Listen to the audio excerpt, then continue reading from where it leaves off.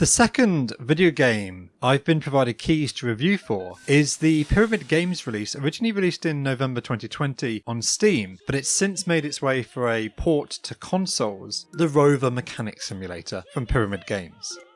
This is a really interesting game, and it's a little bit out of my normal comfort zone. I usually play either story-driven RPGs, adventure, action, or platformer games, or something with a little bit of meat to it. I do like puzzle games, but this isn't a puzzle game. This is an out-and-out simulator, which fits a very specific niche, and I think if you're into NASA, if you're into space travel, this is going to be really exciting for you. This game features very detailed scans and renditions of the various Mars rovers that NASA has been developing.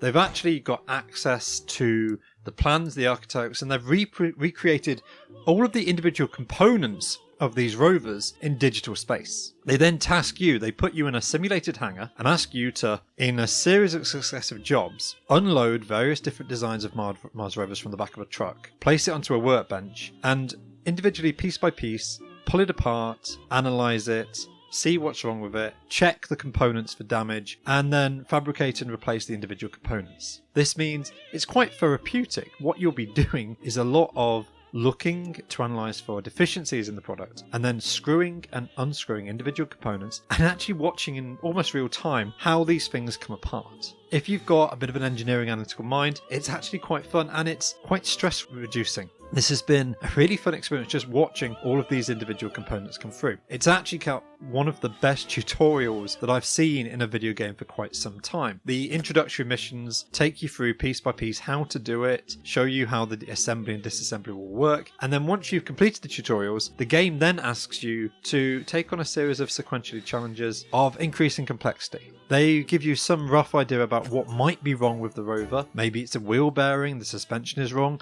maybe it's the cameras and the sensors, maybe it's the power supply and the solar panels on top are corroded.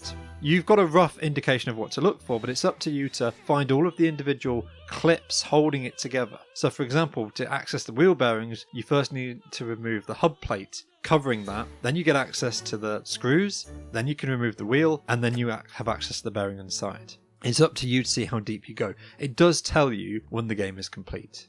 The music is quite generic. You have access to a radio that plays presumably royalty-free operatic or rock, or you can choose the genre, but it will repeat quite quickly and you'll hear the same music again and again. So I found myself enjoying this game a lot more than I ever really thought I would. It's got a lot going for it. And I think if you actually take the time to figure out the gameplay mechanics, you can spend several hours just carefully picking and unpicking and putting things back together again, which has its own intrinsic delight. I do think this is a game that was designed very clearly for computers first. I can see it working much better with a mouse to point and click.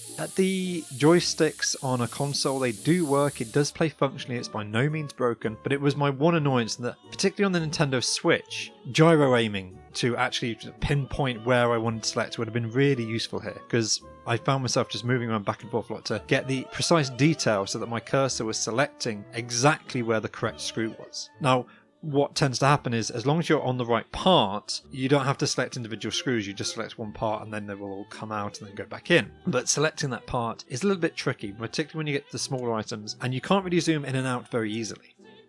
Once you've rebuilt the rover, there's some mini games. There's a rather cheap and simple lead the pipe through a certain number of points to actually reinitiate the rover. And if you want to, you can load some very old arcade games onto the console where you control the crane. You have a budget where you have to manage how much money you spend on the repair, because you can spend money to fabricate parts. You can also spend more money to fabricate sets. So you'll save money if you go in and find the precise minor point of the problem that's actually causing the machine to fail. But if you don't want to go down to the level of detail, you could spend a little bit more. As you play, you'll unlock perks that will speed the gameplay up or give you other advantages to make it easier for you to take on increasingly complex and difficult repair jobs. There's a lot of different parts of this. Some of the repairs require cleaning, some of them just require putting a replacement part in, some of them require going back to the PCB and altering the electronic circuitry. As I said, if you're into space, if you're into simulation games, I think this is a really good thing to have a look at. Although, again, the other advantage of Steam is it's quite a cheap game, and there's DLC